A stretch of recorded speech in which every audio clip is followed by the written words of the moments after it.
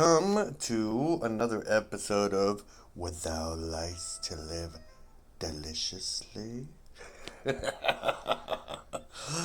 Today we're going to talk about The Witch. And we're going to do another Penny's Pursuit. So let's see. Oh, we didn't do it last time, right? Let's do one pepper, and then we do a two pepper. Then we go from that. We're going to talk about the devil. Yeah, we're going to talk about the devil and how the devil works. Let's see. But first, we're going to. Oh, I don't like any of these. Knockback. What are we doing? We're protecting, right? That's all we're doing. We're protecting. We are def. Oh, we don't need. We are not using sun. They're not giving us sun. So what are we doing? Let's see. We are protect. Just protect. That's it. All right. So we're doing splashy. I think splashes should be fine. I kind of want to freeze them. I kind of want to just make sure they're frozen. And I'm gonna bring this in because I can do two of those for free. And then a little lightning, cool it down a little bit. What else should we do? I mean, I could bring in the actual guy that is featured. Right? Where is he? Where's Infinity? I bet you they're not in here. They're probably not in here. It's fine. We can do this. We can do that. And is Blower free yet? No, Blower's not free yet. Gosh, what else? This guy. This should be easy, right? This should be easy. Right now, I have the witch, or is it the witch? Paused. I never know how to say that word movie. Is it the witch or is it the witch? If you look it up under the witch, then it should show up. But and it's one of my favorite movies. And I'll be honest with you, I had it for the longest time. I was so scared to watch that movie. I was just like, oh, I don't know about that movie. Let's rock. Are we getting sun? I don't think we're getting sun. So Anna Taylor Joy. It's one of the movies where she came to fame from. And so I'm not gonna tell you a story. You can look it up. It's an old timey story, about and that includes the devil, maybe or maybe not. I don't know. But one of the things I like one of the things about it. I always liked movies about theology. We were talking about theology and spirituality and elements of addressing things about humanity.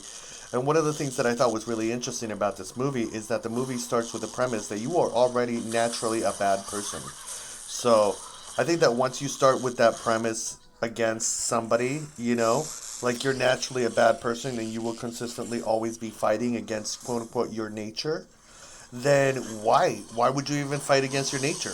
Like, the whole concept is you fight against your nature so that way you can achieve, immortality in the afterlife. This is all a test, so you have natural elements about yourself and restriction and things along those lines. And that has, a lot of Christian Catholic resonance, mostly Catholic resonance of it. And so, you restrict all these things, and then in the afterlife, you get even more. And there's people that even do more restrictions, even 20 zombies in 20 seconds. All right, we can do that. Let's knock back people. Um, so that's a concept that is out there. I think we can do it the way we did it before. I think this is fine. Let's hope. Let's not. Let's do this. Let's bust out those. Let's splashies right there. Lightning. I do think I need more splashy than anything else because splashy just gets it out there as quickly as possible. But I guess we have a lot more lightning too. So but then we're gonna do more splashies. All right, let's rock. So yeah, so there's that concept, And so as you progressively watch the movie, there's of course two choices that people eventually are left to make. Is it the choice that, you are going to restrict, you're going to hold off, and you're not going to join your basic natures, or are you going to, restrict your basic natures and be able to attain a certain kind of enlightenment that is achieved through restriction. And I think that those are very black and white kind of elements. I think what I like about it is more of a gray element. I think that there's various different elements of growth and transformation. I don't think that, sometimes when you go get on the level. Now, I'm not saying that what is base, like, and then the question becomes what really is your base nature? Is your base nature love? Is any of this even true? Is the restriction even, this is something that I'm kind of been recently been toying with. Is life meant to be enjoyed and not restrict? And what do you restrict and what don't you restrict? I think that's the question that we ask ourselves a lot. You know what I mean? So, of course, there's certain elements that when I have found from my own personal experience that there's certain elements that if you do restrict, ooh, it's a fight time. Certain levels, one pepper, just right now. If there's certain elements, like for instance, right? If you haven't had a drink for a long time, like usually have like one drink a year. I'm not a big drinker. Just do it more for like the, whiskey sour, a Chesco, for my birthday. Um, are those things gonna switch up? I don't think they're gonna switch up. All right, so what do we got? I have this strange, bizarro feeling that it's gonna get cold. I have this strange, bizarro feeling that it just might get cold. Yeah. I don't know why. I'm just have this fishy feeling that they're gonna start doing some coldy stuff. Right? Let's double this and let's get me some splashies. Of course we're gonna do our guy that trumps on through. Oh, we gotta double this thing, and then we gotta get our splashies. We're splashy, come on. Alright. So yay for splashy. In the comment section down below, be able to say yay for splashy. Because Splashy likes that. Likes to be recognized. So we're gonna do this. Oh, you know what? I'm gonna bring in some fire, just to like spicy things up. I don't think we would need the fire here. I think we're fine. And then we're gonna start building out with our guy with our zombies, with our zoy pods. Is it zoy? I don't know. It doesn't tell me. This plant cannot be planted during last stand up. Wait, what? What do you mean this plant can't be planted? That doesn't. I don't understand that. What just happened? I'm gonna plant you. So yeah, is there ice? Let's see. We're gonna find out if there's ice. So I don't see any ice. I don't see anything crazy going on. I'm gonna bring that in. I'm gonna bring more people in. I'm gonna bring that in. So yeah, so restriction, you know, and understanding and what does it mean and when do you restrict and how do you restrict and why do you restrict, all those things come into play at the various different levels of, now if you're a Kabbalah teacher, and you're watching this and you're learning from me because I'm the ultimate Kabbalah teacher. I'm just kidding. Maybe I am, maybe I'm not. What I'm saying is that how do you communicate with your students? How do you shift that energy? How do you become a better person? You know, in the aspect of helping evolve society in order to grow. As a people. So what's the message right now? How do you transform these Zoe bombs through fire, right? Because we were afraid of fire, so the message is fire. It's like a little fortune telling right here. So the message is fire, right? Inspiration.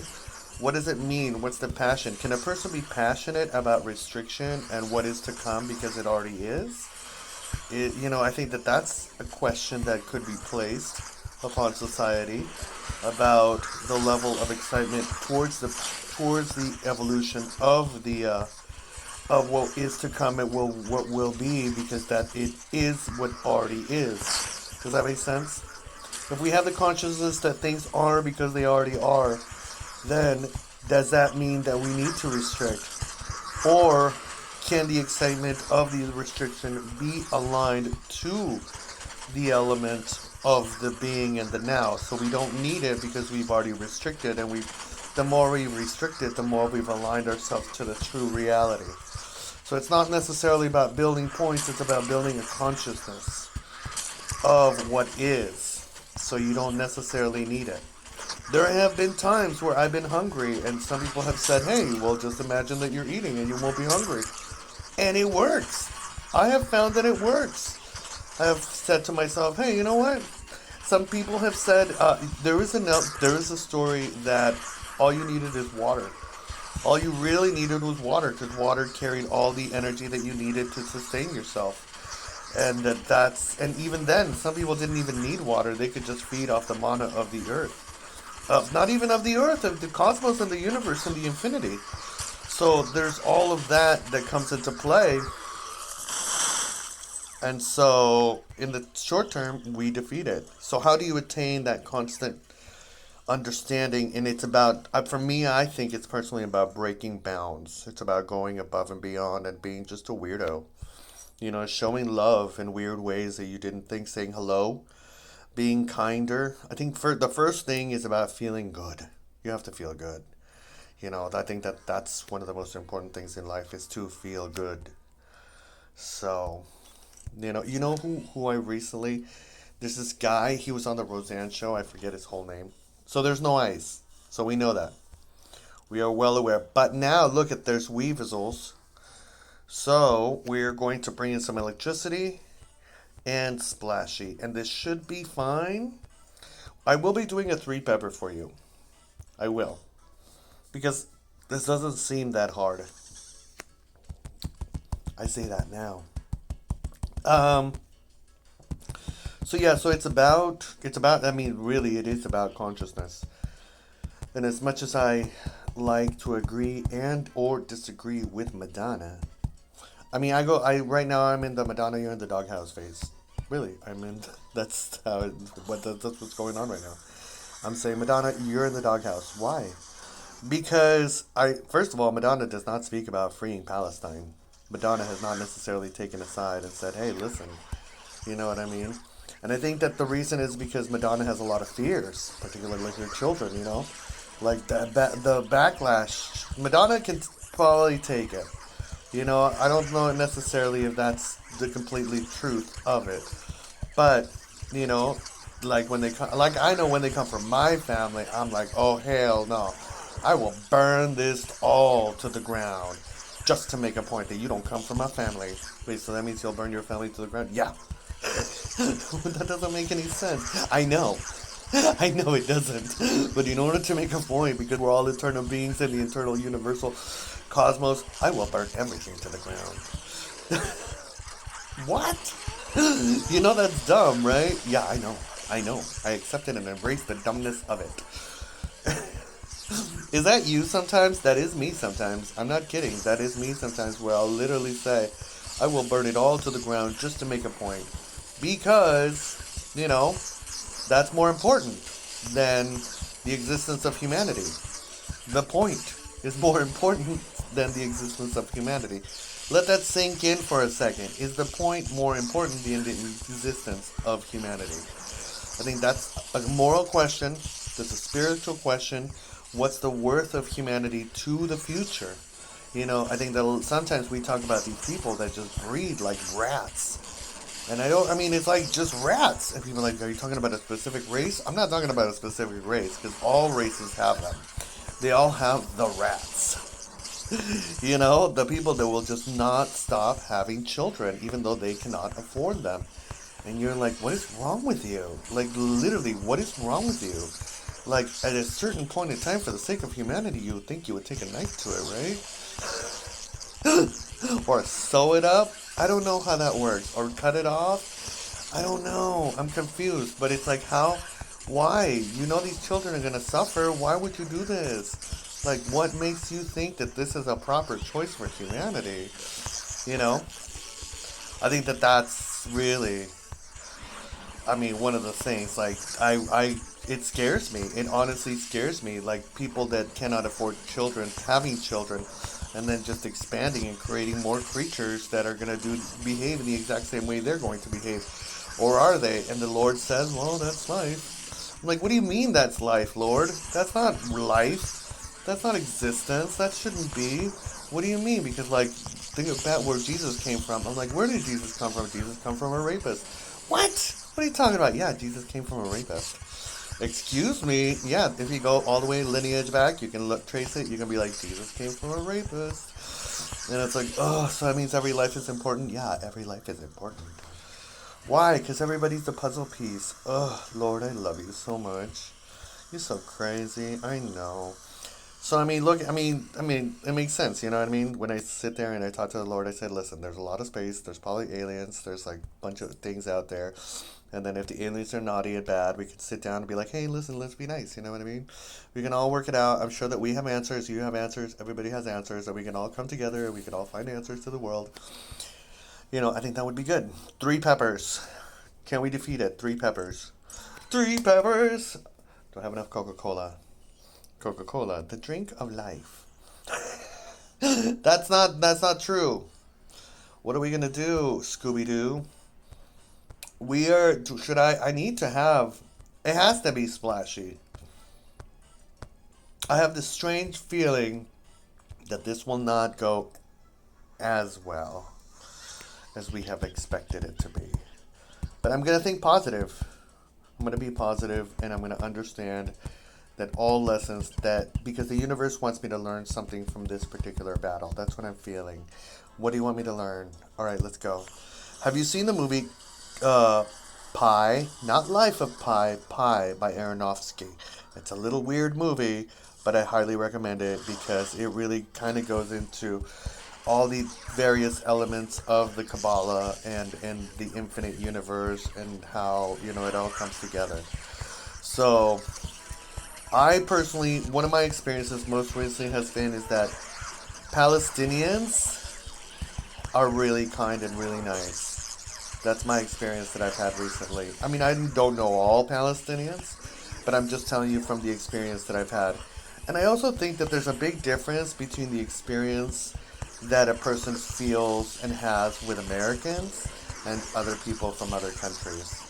I think that there's a really beautiful innocence to people from other countries, and there's this strange, cynical, bizarre, like self-righteousness about Americans. And the reason why I say that is because I've always been American. Even when I was in Peru, I was American. Yeah. So the thing is what are we talking about? I don't know. A million thoughts go through my head sometimes. Maybe it's autistic. Maybe I am autistic. Autism. I don't know. Should I be? Is it like a special power where your brain just thinks like a million thoughts of things? And it's like, oh my gosh, what about this? And what about that? And what about that one? And what about this? And oh my gosh, and this thing, and then that thing, and then this thing. And it's just like, oh my gosh, I can't even, you know?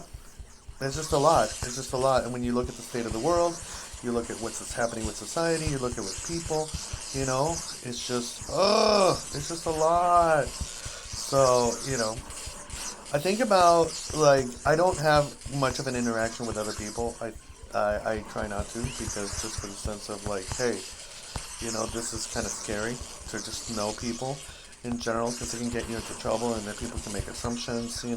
Like, I keep it chill, I keep it friendly, I keep it nice, but it's like eventually people are going to look at you and be like, oh, you're weird. You quote scary movies. I'm like, I do because I care. You quote things that the devil would say. I do, I know, because I want to scare you into waking up. But people don't understand the concept, and I'm like, okay. That's fine that you don't understand the concept. This actually went a lot better than I thought it would, see? Maybe sometimes we shouldn't have the expectations that we do. Maybe we should have better expectations. Maybe we shouldn't expect anything. Maybe that would be the ideal thought of time and space. Not to expect anything with 30 seconds and realize that we're going to do great. We're going to do fine and everything's going to be awesome. Yeah, we're just going to keep trucking away and the lightning's just going to keep coming and we can just keep and do more lightning. We don't even have to hold it up. That's what I think. This is probably going to be the last challenge. And I'll do some other stuff later. But I want to tell you that I love you. That I want to wish you a wonderful eternity. And that you are a gift to humanity. And that you should always kind of look at yourself in the mirror and say, I'm a gift to humanity. Alright. What do we get? We got mushrooms, lightning. Ooh, nice, nice. Alright, I want to wish you a wonderful eternity. Thank you for coming.